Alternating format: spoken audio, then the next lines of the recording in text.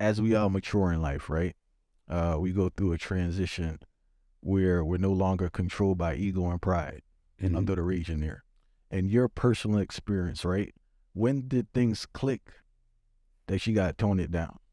It always clicked for me. I just wasn't always able to take control over it. I mean, we all know right from wrong. It didn't take me to. It always clicked. I just never always took heed to it. So I think, after playing gangster, being in jail for when Gangster and Gentleman came out, it kind of switched my POV of everything. And I had to look at my ego, pride, and rage as a detriment to myself. And once you become a liability to yourself, you have to reassess the situation. You have to either choose to go the wrong way or the right way. Like, it's not really people get caught up in emotions, so it seems like a hard thing to come to a decision, but you come to a decision pretty fast. It's just whether you act out the decision that you came to. So a lot of people, most of us, most of the kids in jail now, most of the youth in jail, most of the elders in jail, they didn't want to do that. You know what I mean? They had the decision. I'm pretty sure when the decision comes, you want to do right most of the time.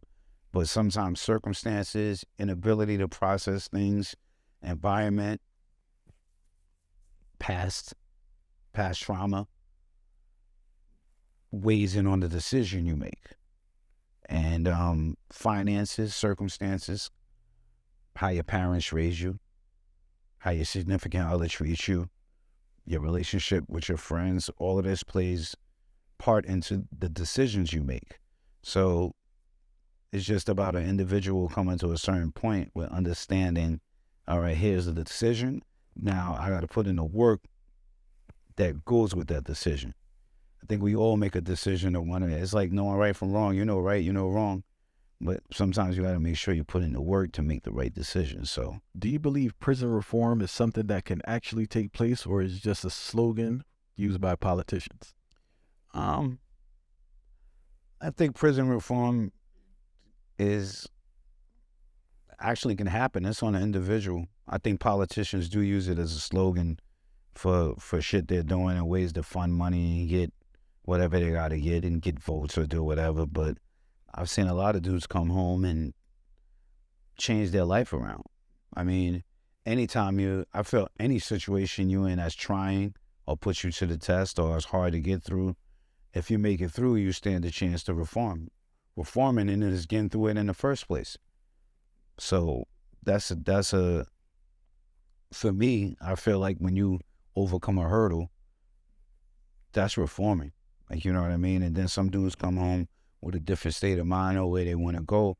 Now, I don't think the politicians or the quote unquote people who like to use the slang have anything to do with prison reform.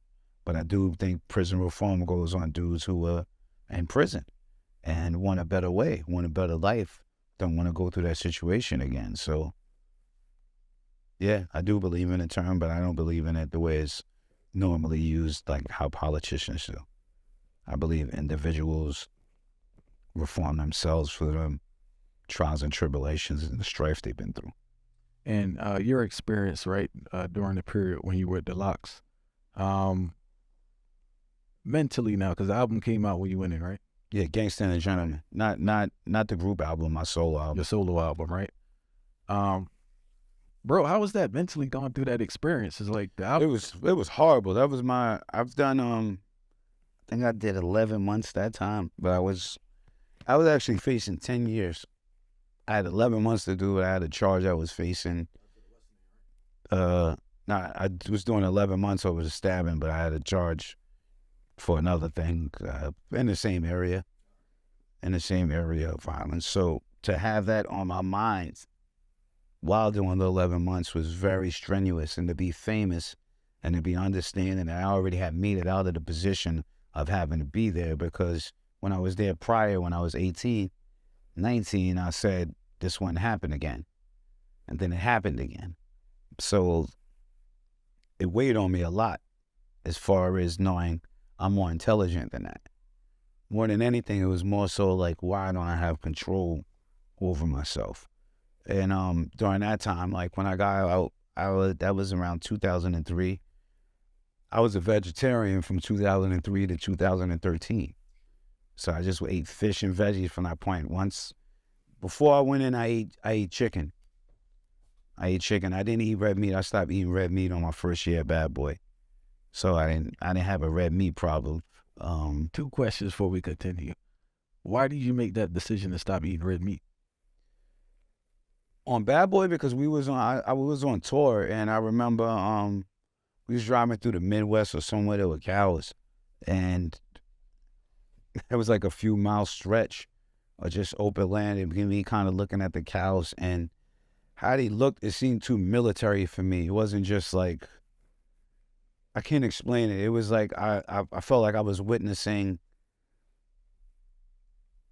something that I didn't want part of. So I just decided from seeing the cows, how they was lined up, it was so many miles of, and I had never seen that before. I still haven't seen that to this day. So that was probably the creator working for me, helping me out, because it was like they was lined up far as my eye could see. Like lines, just lines. And I've never, you always usually see them roaming around, moving, but it was like, and they weren't dead, they were alive. So it was like, what's happening? I just decided not to eat red meat ever again. So I'm not eating a cow again after that. I was like, I don't like how they had them. I don't like what's going on. And I didn't trust it. And plus it didn't do me right anyway. It wasn't some, I always had kind of stomach issues with eating certain things. Before I was plant-based, it's like I just kind of lived with stomach issues like it was normal. I think most people do, bro. Yeah, you know what I mean? Back to the experience now, right? Obviously, you told yourself you want to go back, and you go back in. Is that the point you really started looking to yourself and to say, I got to get this rage thing under control? Yeah, definitely. 1,000%. 1,000%. Prior to it, I mean, I probably said it tons of times, hundreds of times throughout my career. But like I say, until you make the decision to put the work in behind it, there's many a times I know I get this rage under control. But guess what? I would get away with the situation, or time would pass, and then I get into something else. But at a certain point, it was like in my mind, you know, when something happens, it's like cowboy move goes off. And then when it's over, it's like the switch is back and I'm normal. And then it took me years to understand why that was. And it was from the trauma in the past. Like, you know what I mean? I had a South African mom, had no brothers, no big brothers, not a lot of family of men who lived in town. So I was used to, you know, doing whatever I had to do to make sure I'm safe. So as I got older though, and I got more famous, and I got known, I refused to let anyone step on my toes. But then that turns into the ego starts operating. It went from refusing to have people step on my toes and being safe, and refusing to have to worry about being robbed in the hood because I'm famous and this and that, to now put it in overdrive when something happens. Now my ego is in full control of the operation. Now it's like, I don't give a fuck, and I want to do something, and I dare you. Who, what, like, and that's when I started noticing, you know, this has to change, but I just couldn't grasp the control over it. What was the process? You mentioned it was you had to work on it. Process is hitting rock bottom. That's the process. You could always tell yourself something, but you have to come to a point in time where you're like, I have enough. And that was enough for me. So what was your first experience where after you made that decision, the last decision, right? Something occurred and you really had to check the ego and you just had to walk away. Do you remember that first experience? It was, the first few experience wasn't even physical. It was more so mental, and not because, one, I had to experience that before that even happened with being in the music business. So before that even happened because I had to learn early, okay, this is a music business. Like on the street, somebody violates you, you already know what it is. I see you, you're going to split my shit, or I'm going to split your shit. And that's what it is. And the music business is not the same thing. So I had to learn how to work with that early. But as time advanced, I had to learn to apply that to the streets. Like, you know what I mean? So that came with learning really how to manifest what I want to do, where I want to be, and control my energy.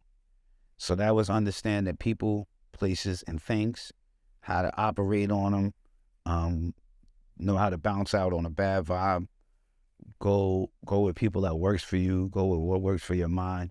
And then I also had to remember to tap into my, I'm like a nerd with rage, you know what I mean? So it was a weird place to be in, like, you know what I mean? So it was like, all right, let me tap more into my thoughtful side, the side of me that likes to think. I want you to elaborate more on something you just said so the brothers could hear it. The importance of not going certain places. And when you pick up on negative vibes, it's okay to leave. Yeah, bounce on a bad vibe. I think it's very important to know people, places, and things, what works for you, what works for your soul, what works for your brain, what works for your heart, what works for your body. And then to know, you always get a gut feeling when you don't belong somewhere. You got to know to follow your gut. That's why eating healthy is important also. A lot of people don't correlate or understand that the gut is the second brain. It's direct correlation between everything that's going on. So if you don't get that and you start not following your gut, you could expect for something bad to happen.